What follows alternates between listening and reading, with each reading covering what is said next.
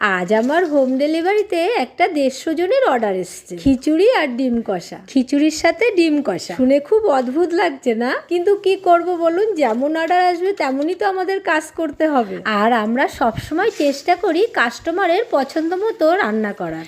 এদিকে ডিমগুলো সব ভাজা হয়ে গেছে, এবার কড়াইতে ফোড়ন দিয়ে পেঁয়াজগুলো ভেজে নেব। এবার রসুন বাটা দিয়ে একটু নাড়াচাড়া করে টমেটো বাটা আর আদা বাটাটা দিয়ে দিচ্ছি। একটু কষিয়ে নিয়ে লবণ, শুকনো লঙ্কার গুঁড়ো, জিরের গুঁড়ো, ধনের গুঁড়ো দিয়ে ভালো করে মিশিয়ে নেব। এই রেসিপিটা কিন্তু বাড়িতে অবশ্যই ট্রাই করবেন। এবার কাশ্মীরি গুঁড়ো লঙ্কার হলুদ দিয়ে মশলাটাকে রেডি করে নিয়ে পরিমাণ মতো জল দিয়ে দেব। ঝোল ফুটে উঠলে সেদ্ধ করে রাখা আলুটা এর মধ্যে দিয়ে ভালো করে ফোটাতে হবে। ঝোল ফুটে গাঢ় হয়ে গেছে, এবার ভেজে রাখা সব ডিমগুলো এর মধ্যে দিয়ে দিই। এবার একটু নাড়াচাড়া করে উপর থেকে গরম মশলার গুঁড়ো দিয়ে নামিয়ে নেব। দেখতে কেমন লাগছে কমেন্টে অবশ্যই জানাবেন, আর সাবস্ক্রাইব করতে কিন্তু ভুলবেন না।